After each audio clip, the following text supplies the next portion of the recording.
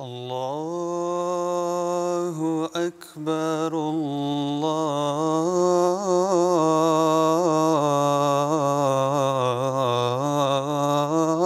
الله أكبر الله أكبر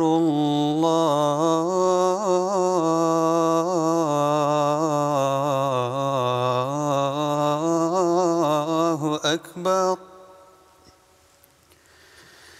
أشهد أن لا إله إلا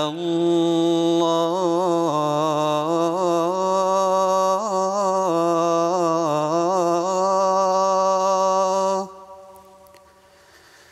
أشهد أن لا إله إلا الله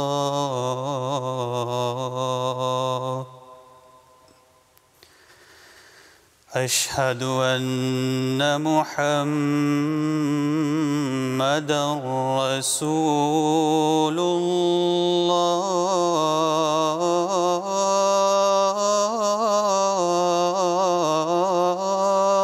الله أشهد أن محمدًا رسول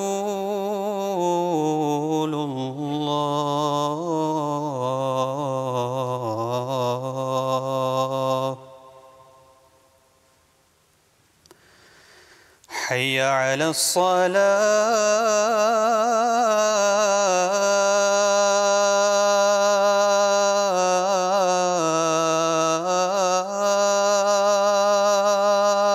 الصلاة حي على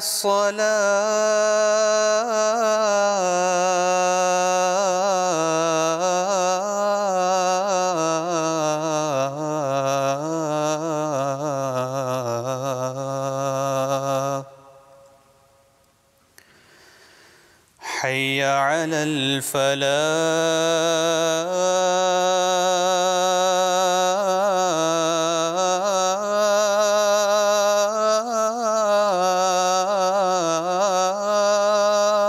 الفلاح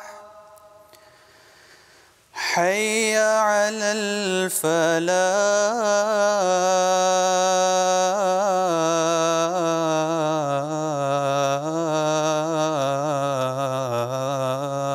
الفلاح الله أكبر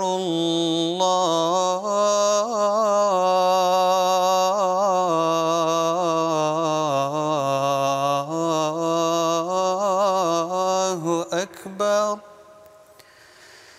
لا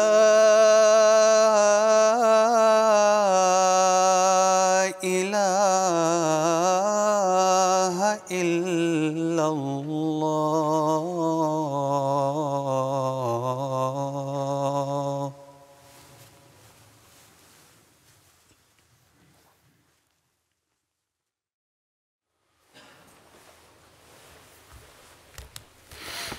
السلام عليكم ورحمة الله.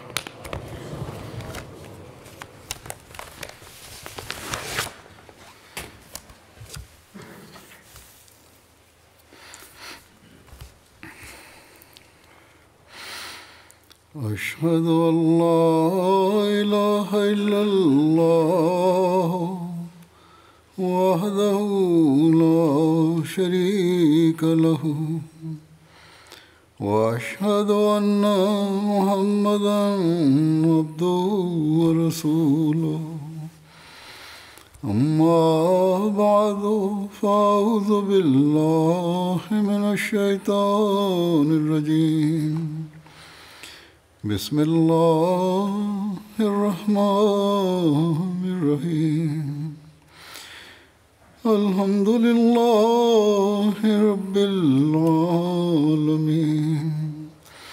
الرحمن الرحيم مالك يوم الدين إياك نعبد وإياك نستعين اهدنا الصراط المستقيم صراط الذين أنعمت عليهم غير المغضوب عليهم ولا الضالين.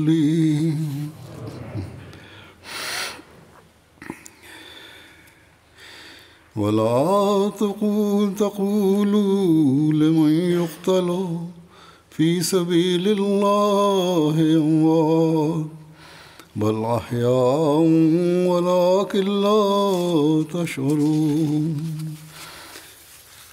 ولنبلونكم بشيء من الخوف والجوع ونقص من الأموال والأنفس والثمرات وبشر الصابرين الذين إذا أصابتهم مصيبة قالوا إنا لله وإنا إليه راجعون. Dan janganlah kamu mengatakan tentang orang-orang yang terbunuh di jalan Allah itu mati. Tidak, bahkan mereka hidup, tetapi kamu tidak menyadari. Dan pasti kami akan menguji kamu dengan sedikit ketakutan, kelaparan, kekurangan dalam harta, jiwa, dan buah-buahan. Dan berilah kabar gembira kepada orang-orang yang sabar, yaitu orang-orang yang apabila ditimpa suatu musibah, mereka berkata, sesungguhnya kami kepunyaan Allah, dan sungguh kepadanya kami kembali.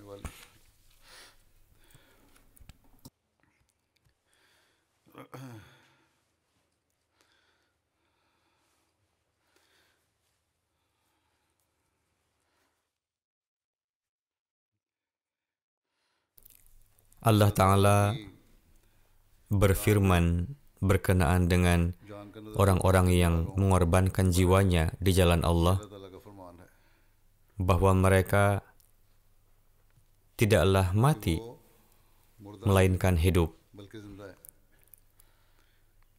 Di dalam Jemaat Ahmadiyah, pengorbanan jiwa dipersembahkan di jalan Allah Ta'ala selama lebih dari 100 tahun. Apakah pengorbanan mereka sia-sia? Tidak. Bahkan di mana Allah Ta'ala terus mengangkat makom para syuhada ini sesuai dengan janjinya, di sana Allah Ta'ala terus memberkati jemaat dengan perkembangan yang lebih pesat dari sebelumnya. Para syuhada ini telah meraih kedudukan tempat di akhirat yang merupakan bagian mereka, dan derajat mereka akan terus meningkat. Begitu pula di dunia ini, nama mereka memancarkan sinar untuk selama-lamanya, dan pengorbanan jiwa yang mereka persembahkan di jalan Allah Ta'ala tidak hanya untuk diri mereka sendiri, bahkan menjadi sarana bagi kehidupan jemaat. Mereka inilah yang menjadi sarana kehidupan dan kemajuan bagi orang-orang yang ditinggalkan. Lantas bagaimana bisa mereka dikatakan mati? Pengorbanan jiwa yang dimulai dengan pengorbanan Hadrat Sahibzada Sayyid Abdul Latif Syahid pada umumnya menjadi bagian para Ahmadi Afghanistan dan anak benua. Di Afrika juga, seorang Ahmadi yang tulus telah mempersembahkan jiwanya di Kongo pada tahun 2005, murni demi jemaat. Namun beberapa hari yang lalu, di Burkina Faso, negara di benua Afrika, teladan yang telah ditampilkan oleh anggota jemaat yang dipenuhi dengan cinta, kesetiaan, iman, dan keyakinan adalah sesuatu yang menakjubkan dan luar biasa.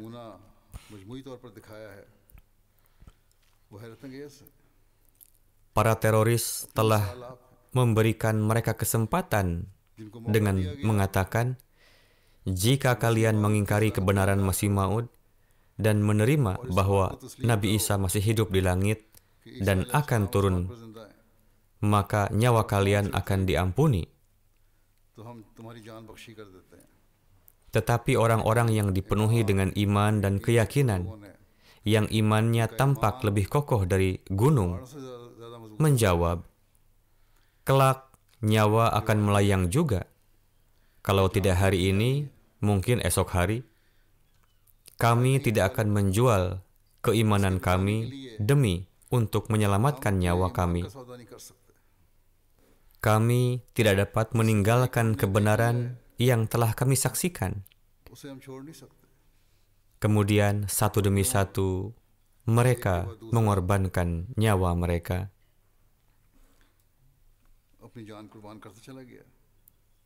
Para wanita dan anak-anak mereka juga menyaksikan pemandangan itu, namun tidak ada yang bersuara. Jadi inilah orang-orang yang telah menorehkan satu sejarah baru pengorbanannya di Afrika, bahkan di dunia Ahmadiyah juga. Setelah berlalu masa Hadrat Masih Maud alaihissalam, yakni pengorbanan Hadrat Sahibzada Abdul Latif Sahib. Dengan mengorbankan kehidupan duniawi, mereka telah menjadi orang-orang yang mencapai kehidupan abadi.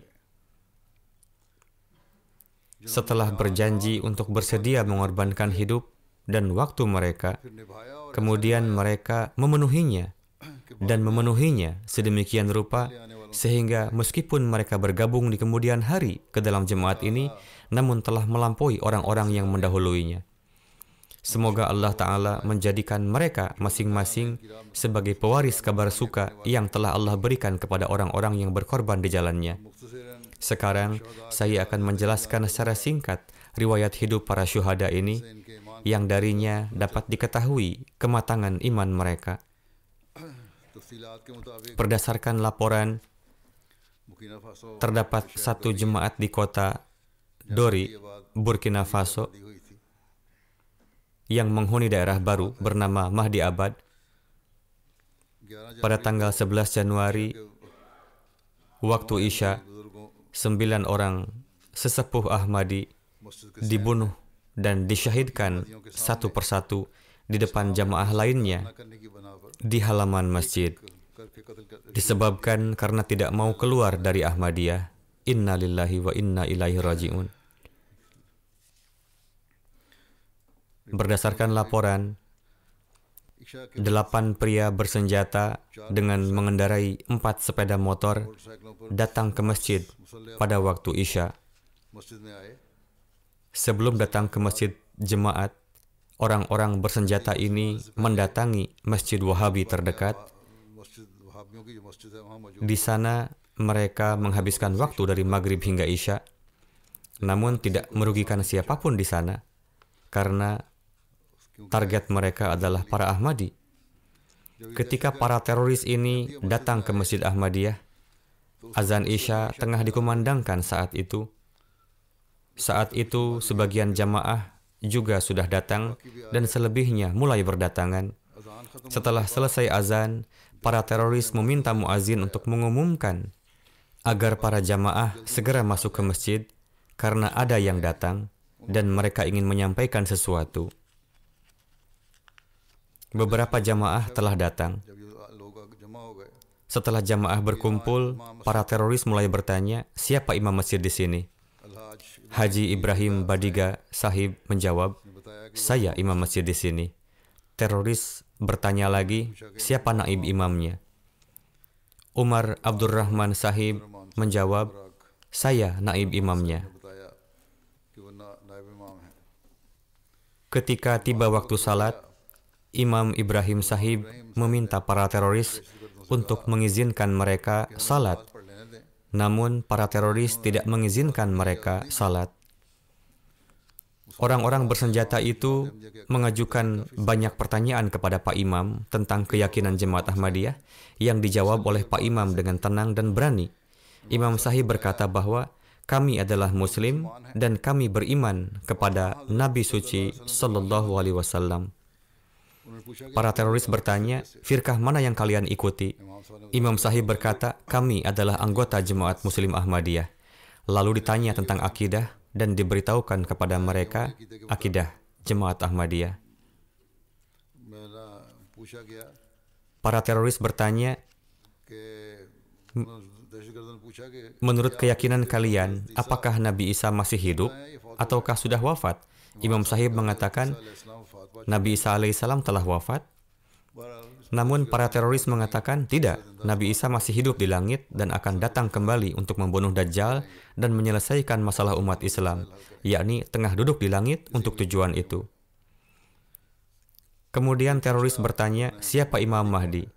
Imam Sahib mengatakan, Hadrat Mirza Ghulam Ahmad Qadiani alaihissalam telah datang sebagai Imam Mahdi dan Masih Maud. Akhirnya, setelah mendengar itu, orang-orang bersenjata itu mengatakan, para Ahmadi bukanlah Muslim, melainkan kafir tulen. Setelah itu, para teroris membawa Imam Sahib ke ruangan Ahmadiyah Silai Center yang berseberangan dengan masjid. Di sana terdapat foto-foto Hadrat Masih Maud alaihissalam dan para khalifah. Lalu si teroris mengambil foto-foto itu dan kembali ke masjid bersama Imam Sahib. Kemudian bertanya kepada Imam Ibrahim tentang foto-foto tersebut. Imam Sahib memberitahukan nama-nama Hadrat Masih Maud alaihissalam dan para khalifah, lalu memperkenalkan setiap gambar dan mengatakan bahwa Hadrat Masih Maud alaihissalam, pendiri Jemaat Ahmadiyah, telah datang sebagai Imam Mahdi dan Masih Maud. Mendengar itu, para teroris mengatakan bahwa pendakwaan kenabian Mirza Ghulam Ahmad adalah palsu, nauzubillah. Kemudian para teroris memisahkan kelompok anak-anak, pemuda, dan orang tua dari antara jamaah masjid. Saat itu ada 60 hingga 70 orang termasuk anak-anak, pemuda, orang tua, dan wanita di masjid. Di balik tabir, pada sisi lain terdapat 10 hingga 12 lajnah hadir untuk salat saat itu. Usai membentuk kelompok berdasarkan usia, para teroris meminta para sesepuh untuk berjalan ke halaman masjid. Saat itu, total ada 10 orang Ansar yang hadir di masjid. Salah satunya cacat. Ketika Ansar yang cacat itu juga berdiri dan ikut pergi keluar bersama saudara-saudara Ansar lainnya, teroris menyuruh Ansar yang cacat itu duduk sambil mengatakan bahwa kamu tidak ada gunanya, duduk saja di sini. Mereka mengajak 9 sisanya untuk datang ke halaman. Setelah menyuruh berdiri di halaman masjid, teroris mengatakan kepada Imam Ibrahim Badiga, jika kamu keluar dari Ahmadiyah, maka kamu akan dibebaskan. Imam Sahib menjawab, jika kalian ingin memenggal kepala saya, lakukanlah. Saya tidak akan pernah meninggalkan Ahmadiyah. Kebenaran yang telah saya peroleh ini tidak mungkin akan saya lepaskan lagi. Apalah artinya nyawa dibandingkan dengan keimanan? Para teroris menodongkan pisau besar ke leher Imam Sahib dan ingin menyembelihnya dalam posisi berbaring, tetapi Imam Sahib menolak dan mengatakan, saya lebih menyukai mati dalam posisi berdiri daripada mati berbaring. Lalu para teroris membunuh Imam Sahib dengan menembakinya. Syahid pertama adalah Imam Haji Ibrahim Badiga Sahib. Setelah mensyahidkan Imam Sahib secara brutal, para teroris beranggapan bahwa selebihnya akan ketakutan dan berpaling dari keimanan mereka. Sebagaimana teroris mengatakan kepada sesepuh Ahmadi berikutnya, apakah kamu akan memilih untuk keluar dari Ahmadiyah atau mengalami nasib yang sama seperti imam kamu? Sesepuh itu dengan tegas dan berani mengatakan, tidak mungkin bagi saya untuk menolak Ahmadiyah. Kami akan mengikuti jalan yang sama dengan jalan yang ditempuh oleh imam kami ketika wafat. Lalu beliau juga disyahidkan dengan ditembak di kepala. Hal yang sama juga dituntut dari orang-orang yang tersisa satu persatu, yakni jika mereka mengingkari Imam Mahdi dan meninggalkan Ahmadiyah, mereka tidak akan diapa-apakan dan akan dibiarkan hidup. Semua sesepuh Ahmadi menunjukkan keteguhan layaknya gunung dan bersedia menerima kematian sebagai syahid dengan penuh keberanian dan keteguhan. Tak satu pun dari mereka yang menunjukkan kelemahan sedikit pun atau menolak Ahmadiyah. Satu demi satu para syuhada itu terjatuh, tetapi tidak ada satupun dari mereka yang goyah iman. Mereka semua saling berlomba satu sama lain untuk menunjukkan keimanan dan keberanian dan mempersembahkan jiwa mereka di hadapan Allah dengan tetap menjunjung tinggi keimanan mereka. setiap martir atau para syuhada ditembak kurang lebih 3 kali. 2 saudara kembar juga termasuk dalam 9 syuhada itu.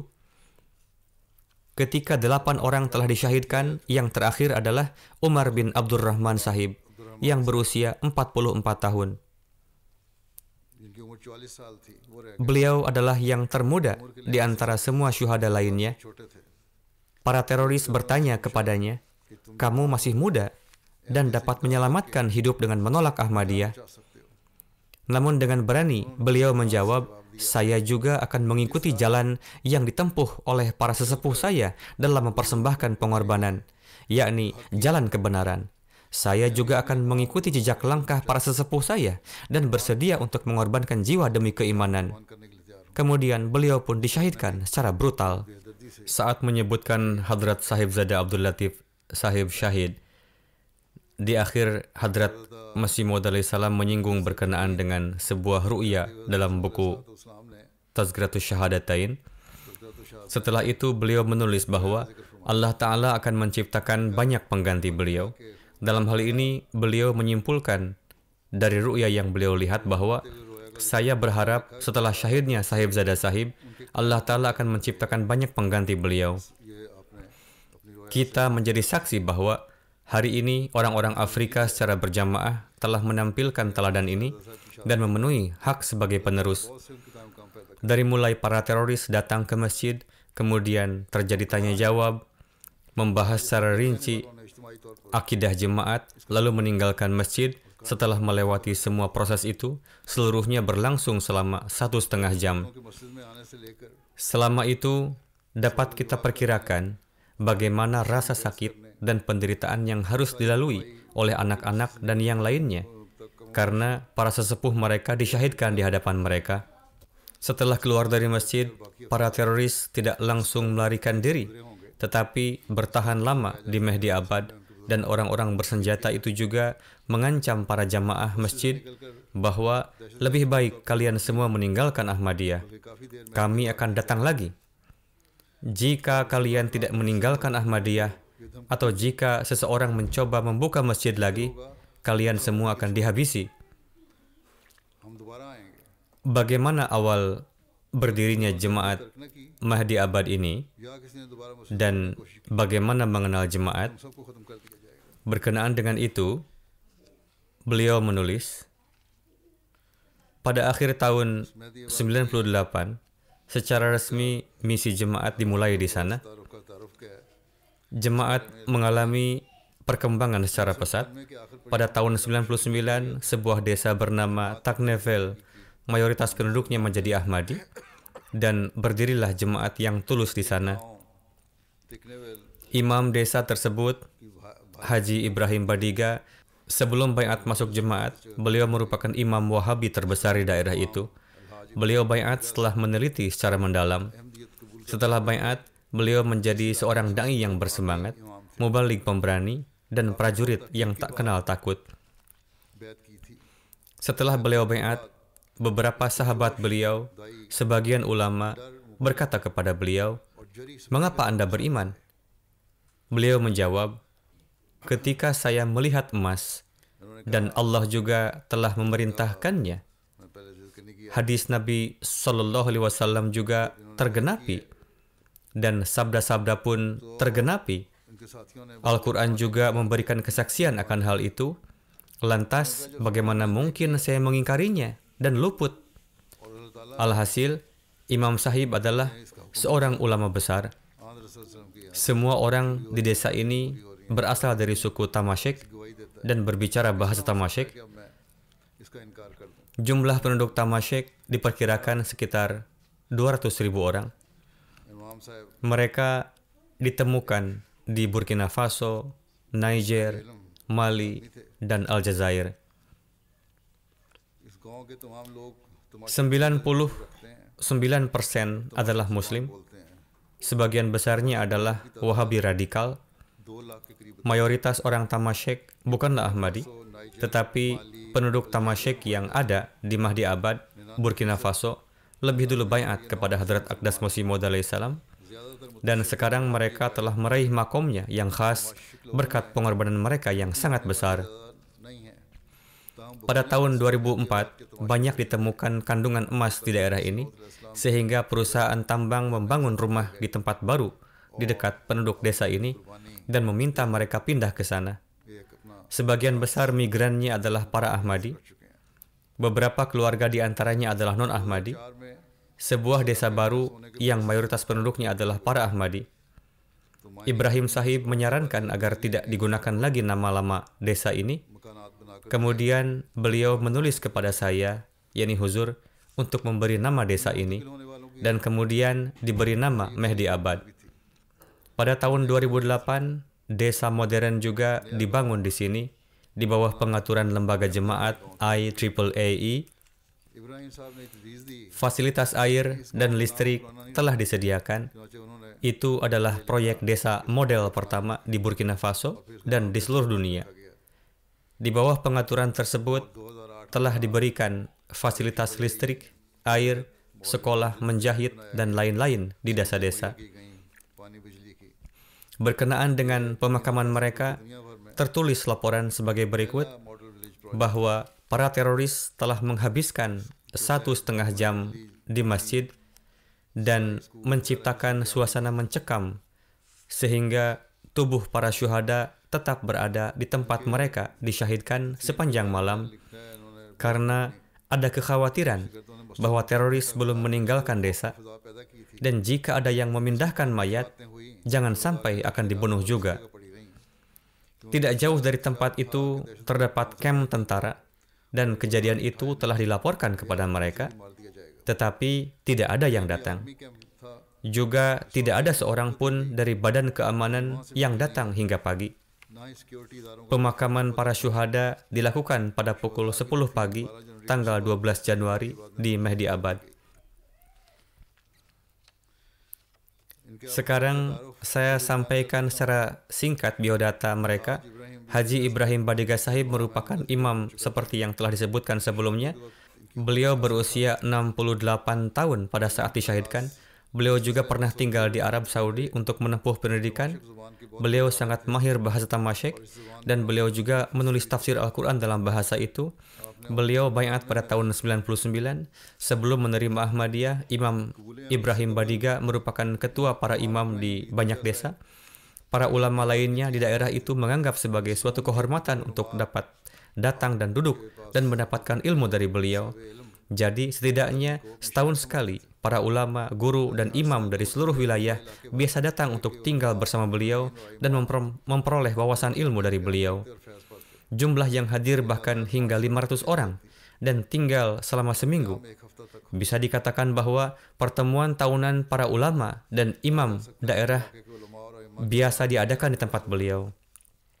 Murid-murid beliau mengatakan bahwa bahkan pada masa itu, Imam Sahib sering mengatakan bahwa kebenaran masih belum muncul karena sedikit orang yang percaya pada kebenaran, sama seperti ratusan imam datang dan duduk di dekat saya dan tampaknya menganggap satu sama lain sebagai muslim. Tetapi ketika kebenaran zahir nanti dan orang yang beriman sedikit, maka orang yang beriman akan sedikit. Pada saat itu, orang-orang ini juga akan pergi meninggalkan saya. Di dalam diri beliau terdapat kebaikan, ketakwaan, dan ilmu. Oleh karena itu, beliau telah memprediksi sesuai dengan kondisi zaman bahwa kebenaran akan muncul, dan setelah itu, sebagaimana penentangan yang selalu menimpa para nabi, orang-orang ini juga akan menentang apa yang mereka yakini dalam hati, yakni kapanpun kebenaran muncul, saya harus meyakininya. Pada tahun 98, misi Ahmadiyah resmi didirikan di Dori, sehingga pesan Ahmadiyah bahkan sampai kepada Imam Ibrahim. Haji Badiga pertama kali mendengar nama Ahmadiyah di pasar saat berlangsung program tabligh. Ketika beliau mengetahui bahwa para Ahmadi meyakini bahwa Nabi Isa telah wafat dan mengabarkan bahwa Al-Masih dan Imam Mahdi telah datang, maka Ibrahim Badiga Sahib datang ke rumah misi Dori dengan mengajak delegasi berjumlah 7 orang untuk mencari kebenaran. Setelah melakukan penelitian mendalam, beliau menerima Ahmadiyah. Beliau mendapat kehormatan menjadi Ahmadi pertama di daerahnya. Para penentang melontarkan tuduhan dengan mengatakan bahwa kita membaiatkan orang-orang miskin dengan cara mengiming-iminginya. karena mereka tidak tahu apa-apa tentang agama. Namun, para syuhada ini telah membungkam mulut orang-orang yang menuduh seperti itu. Mereka telah baiat setelah memahami kebenaran, kemudian memberikan teladan pengorbanan tertinggi. Namun, lebih lanjut tertulis mengenai Ibrahim Sahib, seperti telah disebutkan bahwa beliau adalah seorang prajurit jemaat yang tak kenal takut. Beliau adalah seorang da'i ilallah yang tak kenal takut dan Ahmadi sejati dalam makna hakiki. Melalui dakwah dan upaya beliau, pesan Ahmadiyah menyebar ke seluruh wilayah. Banyak jemaat yang dibentuk. Beliau secara aktif berpartisipasi dalam berbagai program jemaat. Sebelum menerima Ahmadiyah, beliau berkeyakinan bahwa semua sekte selain Wahabi adalah kafir. Menonton TV, bermain sepak bola, sekolah, membuat gambar, semua itu diharamkan menurut beliau. Sebagaimana keyakinan Wahabi. Tetapi ketika beliau menerima Ahmadiyah, kemudian beliau meninggalkan anggapan tak berdasar seperti itu. Dan beliau pun menjelaskan hakikat yang sebenarnya kepada orang-orang. Pada tahun 2000, beliau mendapatkan taufik untuk hadir pada Jalsah UK pada masa Hadrat Khalifatul Masih yang keempat. Beliau sangat tergila-gila dengan tabligh. Sebelum menerima Ahmadiyah, beliau adalah seorang sosok yang berpengaruh dan mengetuai para imam di banyak desa, seperti yang telah disebutkan.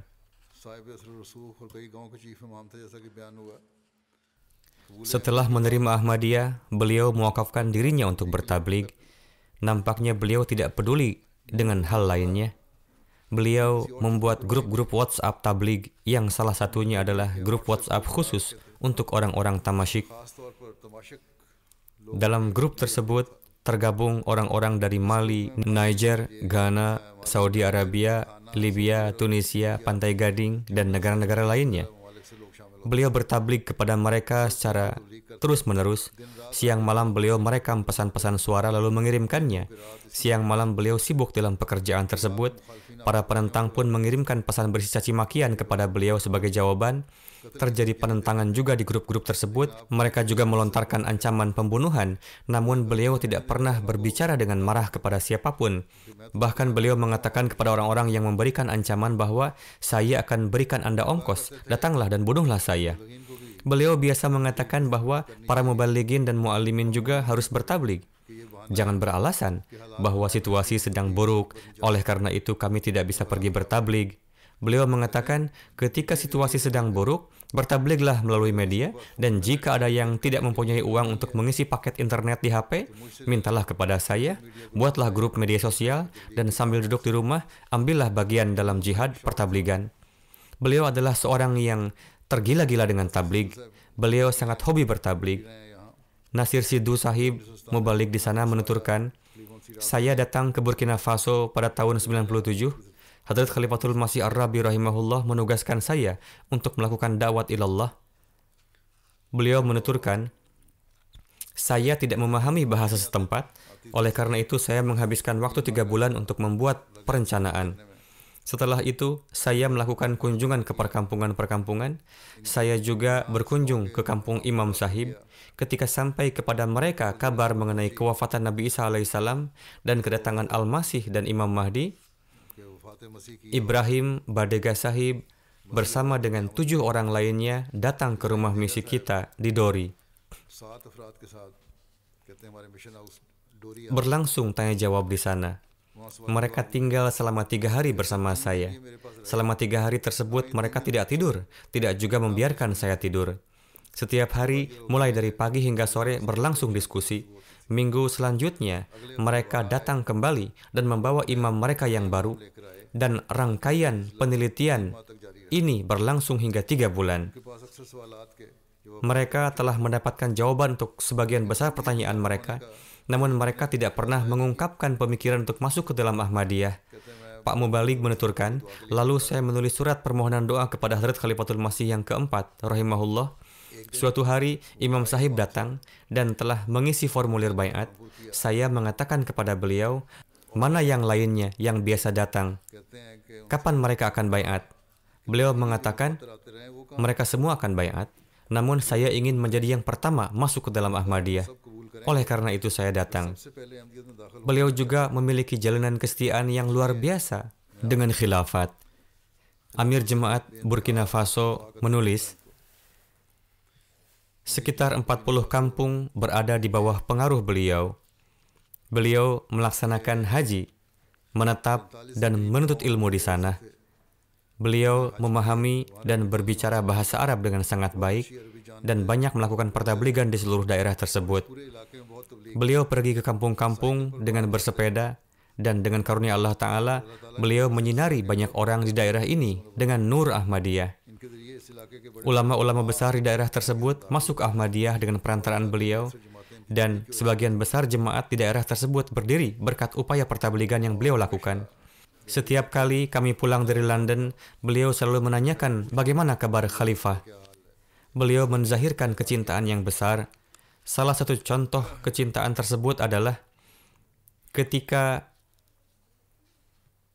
berlangsung kelas saya, yakni huzur, dengan anak-anak, meskipun beliau sama sekali tidak memahami bahasa Urdu, बच्चों के साथ क्लास होती थी beliau उर्दू जुबान menyaksikannya dengan seksama seperti beliau memahaminya बड़े इनमाक से देखते dan mengatakan bahwa duduk di sini dan menyaksikan majelis ini bagi saya menjadi sarana untuk meningkatkan keimanan. Beliau seorang yang ramah kepada tamu dan sosok yang pendiam. Namun ketika harus berbicara demi jemaat, maka beliau akan berbicara dengan penuh semangat. माती खातिर बोलना पड़ता था Beliau seorang mubaligh yang sempurna. Beliau banyak melakukan diskusi dan tanya jawab dengan para non-Ahmadi, baik secara pribadi maupun kelompok.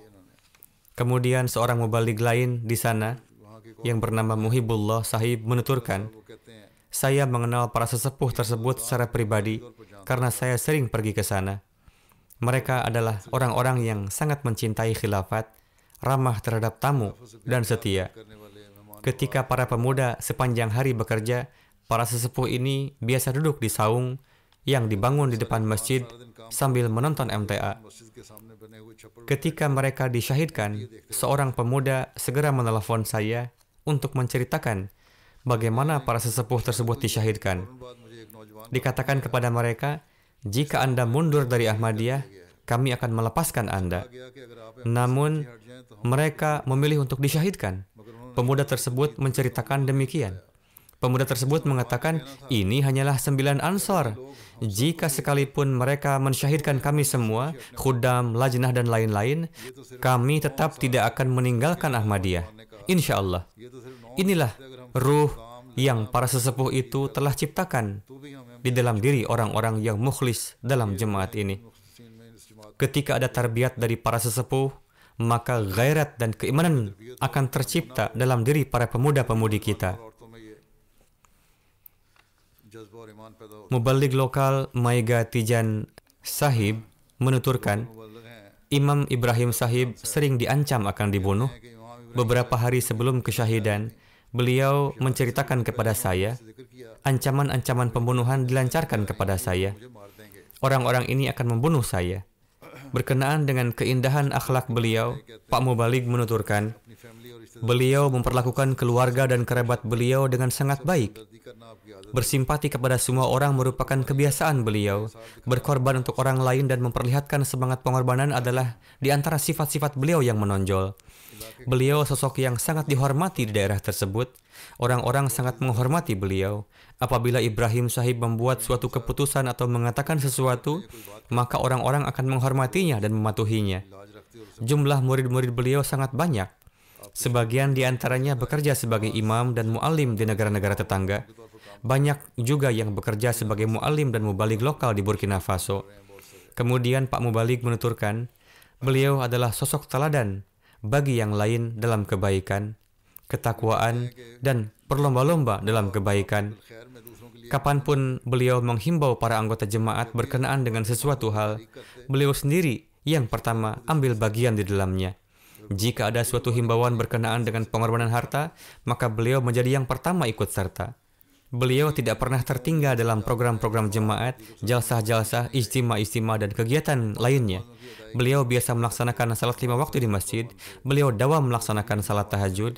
Jika beliau tidak hadir dalam suatu kegiatan jemaat, artinya beliau sedang sakit atau melakukan perjalanan. Beliau tidak pernah memperdulikan biaya untuk ikut serta dalam pekerjaan-pekerjaan jemaat. Beliau memiliki 2 istri, yang darinya Allah Ta'ala menganugerahkan 12 anak. Khalid Mahmud Sahib, seorang mubaligh, menulis bahwa para syuhada ini penuh dengan ketulusan dan kesetiaan. Mereka adalah para Ahmadi yang sangat mencintai khilafat dan rela mempertaruhkan nyawanya untuk khilafat. Ketika saya melakukan lawatan ke Ghana pada tahun 2008 dalam rangka Jubli Khilafat dan menghadiri jalsah di sana, ribuan Ahmadi dari Burkina Faso, Mali, dan lain-lain juga datang untuk menjumpai saya. Pada kesempatan tersebut, jemaat Ghana melakukan pengaturan konsumsi dan akomodasi dengan baik. Namun, meskipun demikian, beberapa anggota yang datang dari Dori, termasuk para syuhada, terlambat mendapatkan makanan atau tidak mendapatkan makanan. Lalu, setelah sedikit larut malam, dipesankan makanan dari pasar dan diberikan. Atas hal itu, saya mengatakan kepada Pak Mubaligh tersebut dalam kesempatan mulakat bahwa sampaikanlah permohonan maaf saya kepada mereka dan tenangkanlah mereka. Mereka bersama dengan orang-orang lainnya serentak berkata bahwa kami datang ke sini untuk berjumpa dan bertemu dengan khalifah. Ketika telah melihat dan bertemu, maka rasa lelah dan lapar kami hilang. Tidak ada keluhan apapun. Bahkan kami duduk bersama dan saling menceritakan mulakat ini satu sama lain dan menikmatinya.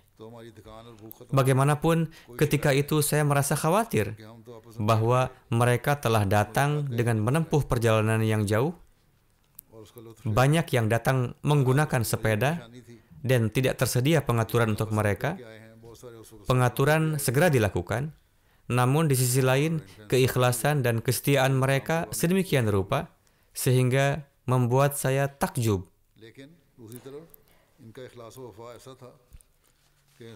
Pada waktu itu juga, saya menerima pesan mereka dan merasa heran bahwa betapa mereka ini adalah orang-orang yang memiliki keimanan yang kuat. Seorang muallim, Haji Mahmud Diko Sahib, menuturkan bahwa Syarif Odeh Sahib datang dalam rangka kunjungan ke Benin. Maka Imam Sahib dengan menaiki bis menempuh perjalanan sejauh 1000 km pada malam hari dari Burkina Faso dan sampai pada pukul 3 dini hari. Ini adalah perjalanan selama 30 jam yang melelahkan. Kondisi jalan di sana pun buruk dan beliau melakukannya dengan senang hati. Selanjutnya beliau harus melakukan perjalanan yang panjang lagi. Beliau pun melakukannya bersama Syarif Odeh Sahib dan ikut serta dalam semua program. Beliau memiliki suatu semangat pengkhidmatan kepada jemaat. Beliau sangat senang ketika melihat masjid di Benin dan berkata, lihatlah, ini juga adalah satu dalil kebenaran Hazrat Masih Maud alaihissalam. Demikian juga dilakukan perdebatan dengan para Ghair Ahmadi. Dalam kesempatan tersebut, beliau berpidato dalam bahasa Arab dengan fasih. Perdebatan juga berlangsung antara para maulwi dengan Syarif Odeh Sahib. Pada saat itu, mereka mengatakan sesuatu yang salah. Maka mereka berdiri dan hendak memberikan jawaban dengan marah. Namun ketika diminta untuk tenang, mereka langsung duduk. Kemudian para Ghair Ahmadi mengatakan, baiklah, jika kalian menganggap diri kalian muslim, maka salatlah di belakang kami. Beliau ketika itu berdiri dan mengatakan, orang yang mengatakan kami kafir dan tidak menerima imam kami dan imam zaman, bagaimana mungkin kami salat di belakangnya? Akuilah bahwa Hazrat Masih Maud alaihissalam adalah imam zaman, maka kami akan salat. Seorang sabik muallim lokal Benin menuturkan, beliau adalah suatu gambaran hidup dari kecintaan kepada khalifah. Beliau menuturkan bahwa ketika saya mendapatkan pesan Ahmadiyah yang disampaikan oleh mubaligh Pakistani, sejak hari itu juga saya telah menjadi Ahmadi. saya mempelajari bahwa kesejahteraan dunia hanya bergantung pada nizam khilafat, dan inilah jalan yang sebenarnya, dan saya akan berpegang teguh padanya hingga nafas terakhir. Mu'allim Sahib menuturkan bahwa beliau betul-betul mengamalkan apa yang telah beliau katakan tersebut. Kemudian seorang mu'allim lokal Benin, Isa Sahib, menuturkan, saya memiliki hubungan yang telah berlangsung sejak lama dengan beliau. Beliau adalah seorang Ahmadi yang tidak pernah berselisih dengan siapapun. Beliau seorang Ahmadi hakiki yang terdepan dalam setiap amalan, baik dalam hal tabligh, canda, maupun dalam segala hal. Inilah sebabnya mengapa dikarenakan beliau, 8 ansor lainnya seraya mengucapkan labbaik di belakang beliau, rela mengorbankan nyawa mereka di hadapan Allah Ta'ala. Prinsipal Burkina Faso Sahib menulis, seseorang melihat sebuah mimpi.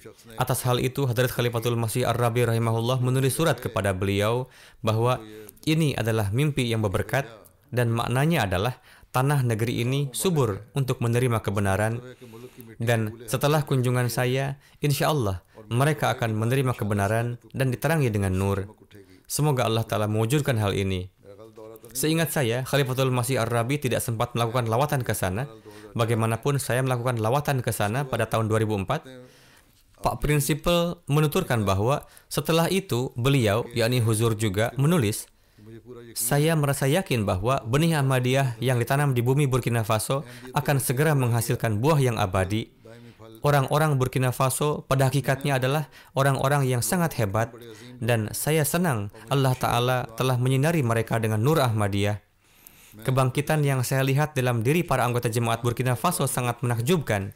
Saya berharap semoga 2 atau 3 tahun ke depan hasil yang besar dari lawatan ini akan zahir dan jemaat akan maju dengan pesat, insya Allah. Saya menulis ini kepada beliau setelah lawatan saya. Saya melihat sesuatu yang istimewa pada jemaat-jemaat di Afrika dan dalam diri para Ahmadi Burkina Faso, bahwa pada kesempatan mulakat, setiap orang berusaha untuk memeluk saya, dan kecintaan mereka pun nampak. Pak Prinsipal menulis, hari ini orang-orang yang mukhlis dari Mahdi Abad ini telah memberikan pengorbanan yang luar biasa dan mengukuhkan materai bahwa sungguh mereka adalah orang-orang yang sangat hebat, sebagaimana yang telah Huzur tulis. Syahid yang kedua adalah Al-Hasan Agmali Ali Sahib. Beliau berusia 71 tahun pada saat disyahidkan. Beliau berprofesi sebagai petani. Beliau menerima Ahmadiyah pada tahun 99. Beliau termasuk Ahmadi awalin di kampung tersebut. Bersama dengan Ibrahim Sahib, beliau termasuk di antara delegasi yang pergi ke rumah misi Dori untuk melakukan penelitian.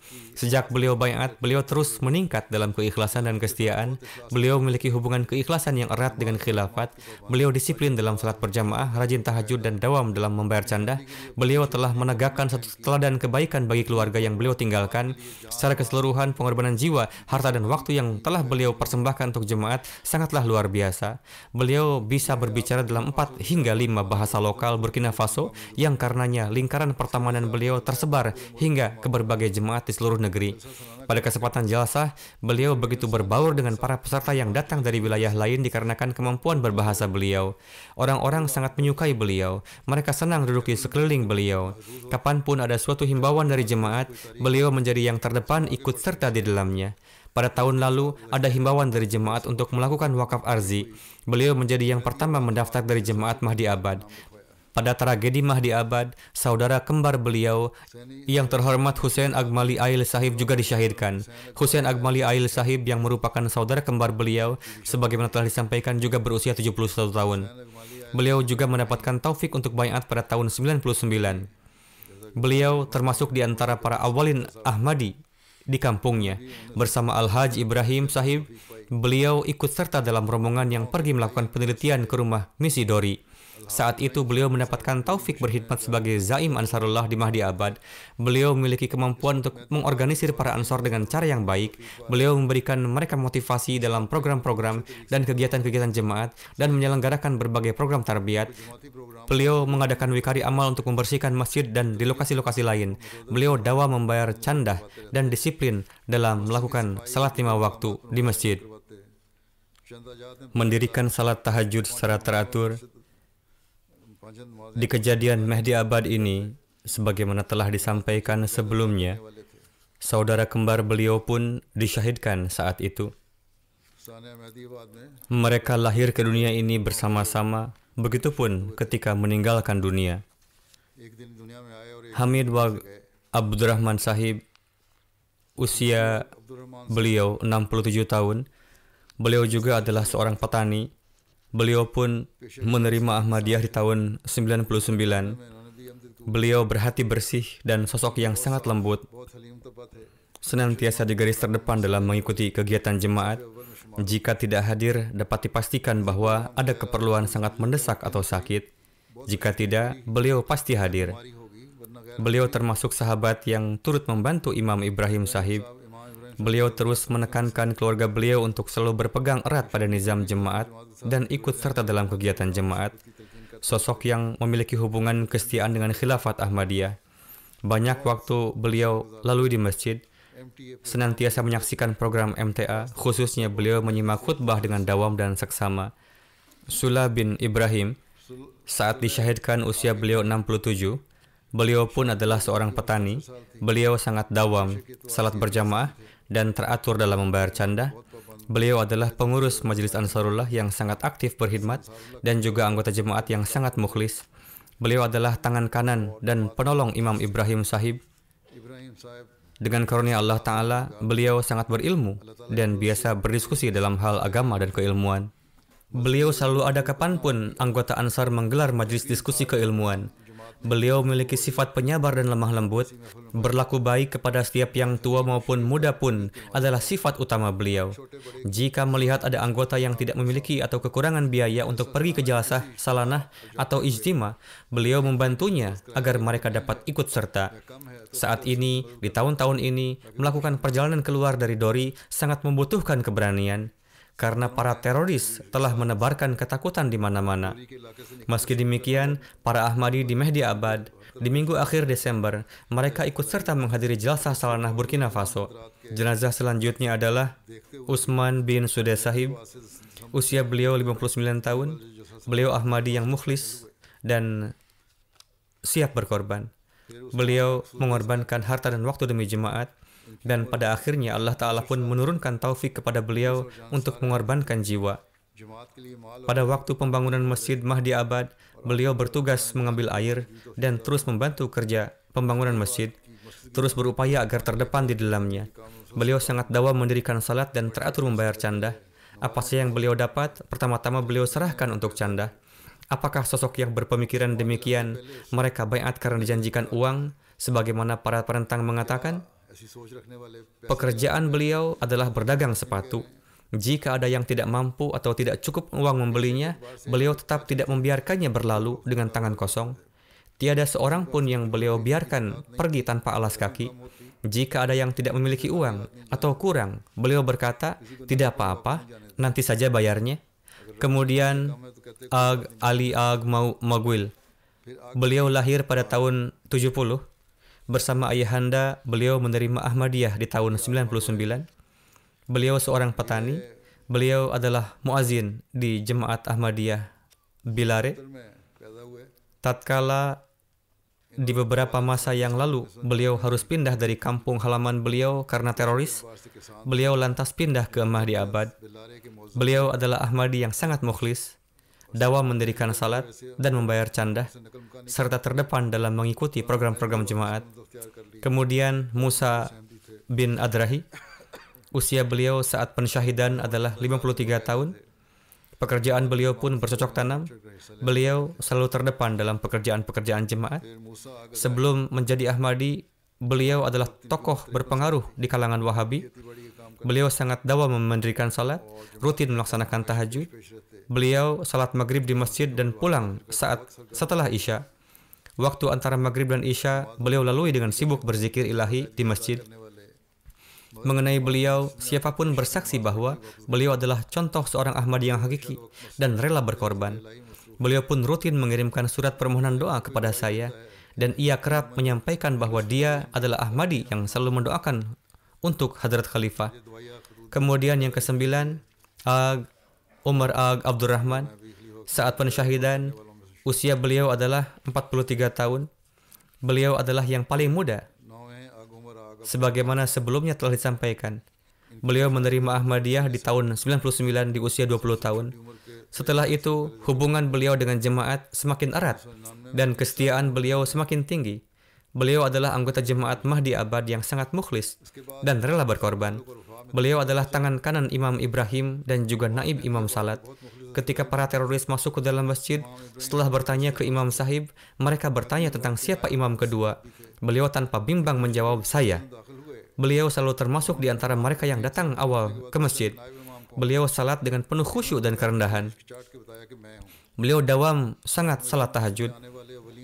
Beliau juga mengajak anak-anak beliau ke masjid dan sangat memperhatikan tarbiyat mereka. Beliau pun termasuk di antara yang sangat dawam menulis surat kepada saya. Beliau sangat mahir bersepeda dan biasa menempuh perjalanan jauh di tempat beliau dengannya. Beliau telah 4 kali menempuh jarak 265 km dari Dori ke Ouagadougou untuk menghadiri istimewa Khuddamul Ahmadiyah. Pada tahun 2008, beliau termasuk dalam kafilah yang berangkat dari Burkina Faso ke Ghana untuk menghadiri Jalsah Khilafat Jubli. Di sini dipergunakan kata ag di setiap nama. Yang saya pahami dari laporan-laporan mereka yang saya terima, maksud kata ini adalah bin, yakni putra dari Fulan. Jadi nama ag lalu Fulan berarti putra dari Fulan. Alhasil, tentang beliau di sini tertera bahwa ketika ke-8 Ahmadi telah disyahidkan, maka tersisa Ag Umar Ag Abdurrahman Sahib. Dari segi usia, beliau adalah yang paling muda. Para teroris bertanya kepada beliau, "Kamu masih muda, keluarlah dari Ahmadiyah dan kamu dapat menyelamatkan jiwamu." Beliau dengan penuh keberanian menjawab, "Sebagaimana jalan pengorbanan yang telah ditempuh oleh pendahulu saya pun siap mengikuti jejak langkah imam dan pendahulu saya untuk mengorbankan jiwa saya demi keimanan." Atas jawaban ini, beliau dengan sangat keji ditembak di kepala dan disyahidkan. Keadaan secara umum di Burkina Faso adalah buruk. Para teroris berkeliaran secara bebas di banyak wilayah di sana. Beberapa hari sebelumnya ada Qaid Sahib Majlis Dinia yang datang ke rumah misi dan ia menyampaikan, "Di desa saya ada toko Ahmadi yang menjual bahan kebutuhan pokok. Suatu hari ada seorang teroris yang datang ke toko itu. Peristiwa ini terjadi di wilayah yang berbeda. Ia datang hendak membeli sesuatu. Ia lalu melihat-lihat tokonya. Di toko itu terpasang foto Hadrat Masih Maud alaihi salam dan para khalifah beliau. Teroris bertanya kepada Qaid Sahib tentang siapa yang ada di foto yang dipasang di tokonya. Qaid Sahib menjawab, "Ini adalah foto Masih Maud dan para khalifah beliau." Teroris berkata, "Ini bukan Masih Maud. Ada grup yang dibuat-buat oleh beberapa orang Islam dan inilah orang-orangnya. Dan mereka ini adalah kafir." Sebelum pergi, teroris menghardik Qaid Sahib dengan berkata, "Turunkan foto ini. Jika nanti saat aku kembali foto ini masih di sini, aku akan sangat menghabisimu." Meski demikian, Qaid Sahib tetap membiarkan foto ini. Beberapa hari kemudian, ia datang kembali untuk membeli sesuatu. Ia melihat bahwa foto tersebut masih terpasang. Ia pun pergi. Qaid Sahib menuturkan bahwa mereka pun mencari foto-foto itu di tempat lain. Alih-alih takut, Qaid Sahib justru berkata, "Di tempat mana lagi saya perlu memasang foto-foto ini? Wilayah ini seluruhnya sudah sekian lama berada di bawah kontrol mereka, dan pemerintah tidak memiliki kekuasaan di sana. Wilayah ini berbatasan langsung dengan Mali, sementara wilayah Dori berbatasan langsung dengan Niger. Jadi, kurang lebih semua wilayah ini adalah di bawah penaklukan mereka. Alhasil, mereka semua adalah bintang-bintang Ahmadiyah yang bersinar terang. Mereka telah berlalu meninggalkan contoh mulia. Semoga Allah Ta'ala pun meningkatkan derajat keikhlasan dan kesetiaan kepada segenap anak keturunan mereka. Para musuh menganggap bahwa Ahmadiyah akan sirna dengan pensyahidan mereka. Tetapi insya Allah, Ahmadiyah akan semakin maju dan subur di sini. Para pengurus di sana dan juga Amir Sahib hendaknya menyusun rencana tabligh dengan hikmat dan seksama. Bahkan mereka hendaknya juga membantu memberi ketenangan untuk mereka. Semoga Allah Ta'ala senantiasa memberi mereka semangat dan kesabaran. इंतजामिया को Semoga अमीर साहब भी keluarga yang ditinggal pun diberi taufik untuk memahami ketinggian pengorbanan jiwa yang telah diberikan oleh para pendahulu mereka itu. उनको सब्र और Alhasil, kita di sana hendaknya harus bergerak dengan hikmah dan rencana yang seksama. जिस मकसद के लिए अपनी जान के नजराने पे Tentang ini pun telah saya sampaikan kepada किताब फरमाए। mereka untuk hijrah meninggalkan tempat itu. बहरहाल एक हिकमत और मनसूबाबंदी से अब वहाँ काम करना होगा। Untuk memenuhi penghidupan para keluarga syuhada dan menjadikan mereka kembali berdikari. Khilafah keempat telah mencanangkan sebuah dana yaitu Sayyidina Bilal Fund yang salah satu tujuannya untuk keluarga para syuhada. अभ्यास से ही Setelah peristiwa ini, ada beberapa orang juga yang secara pribadi serta badan dan jemaat yang mengirimkan dana untuk memenuhi kebutuhan mereka. इस वाक़े के Sebenarnya, ketika suatu lembaga dana telah berdiri, maka hendaknya apapun dana itu dikirim ke lembaga itu, yakni hendaknya dikirim melalui Sayyidina Bilal Fund.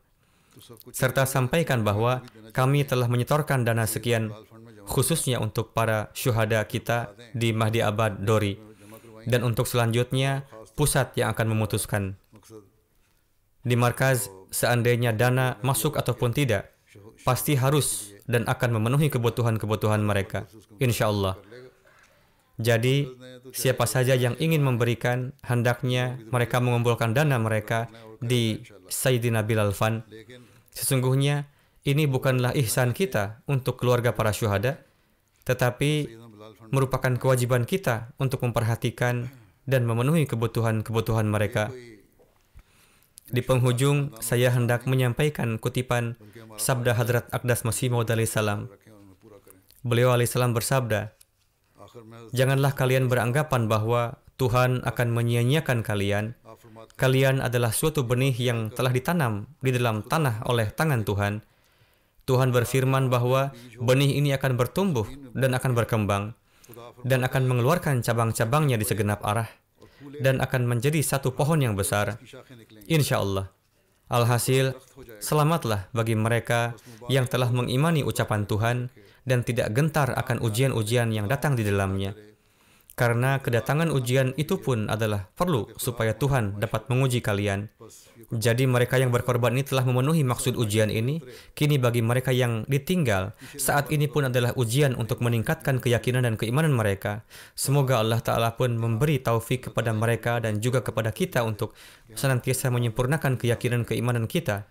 Semoga Allah Ta'ala semakin meninggikan derajat para syuhada itu.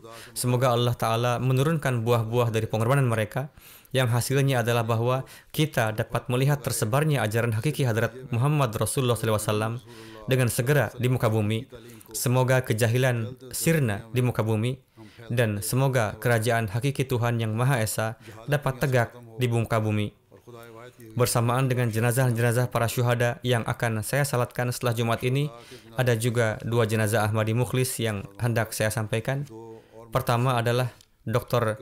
Karimullah Zerwi Sahib, putra Sufi Khuda Baksh Sahib yang tinggal di Amerika. Beliau wafat tanggal 4 Januari di usia 83 tahun. Inna lillahi wa inna ilaihi raji'un. Dengan karunia Allah Ta'ala, beliau adalah musi. Ayahanda beliau, Sufi Khuda Baksh Sahib, baiat di Qadian di tangan Hadrat Khalifatul Masih yang kedua pada tahun 28 di usia 17 tahun.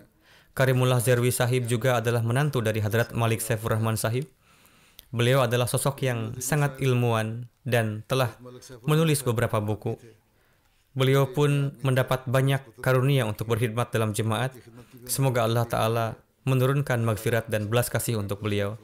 Jenazah kedua adalah istri Zerwi Sahib, yakni Amatul Latif Zerwi Sahibah, yang adalah istri dari Karimullah Zerwi Sahib. Beliau tinggal di Amerika dan adalah putri dari Malik Saifur Rahman Sahib.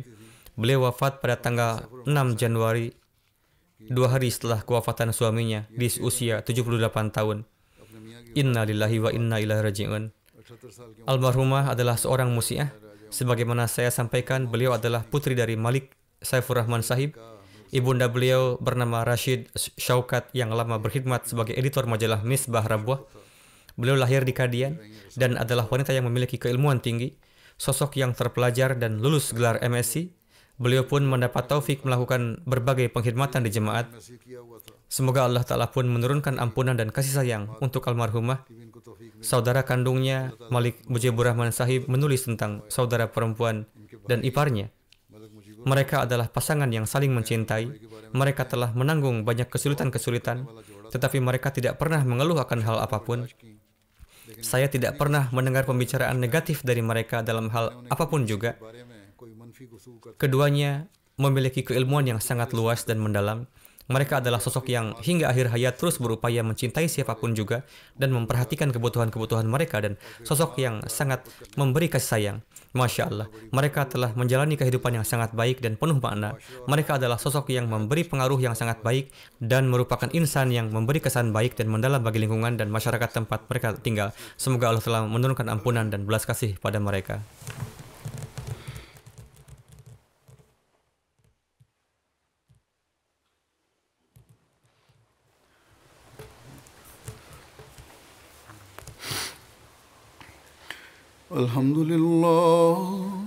الحمد لله نحمده ونستعينه ونستغفره ونؤمن به ونتوكل عليه ونعوذ بالله من شرور أنفسنا ومن سيئات أعمالنا من يهده الله فلا مضل له ومن يضلل فلا هادي له ونشهد أن لا إله إلا الله ونشهد أن محمدا عبده ورسوله عباد الله رحمكم الله إن الله يأمر بالعدل والإحسان وإيتاء ذي القربى وينهى عن الفحشاء والمنكر والبغي يعظكم لعلكم تذكرون اذكروا الله يذكركم وادعوه يستجب لكم ولذكر الله أكبر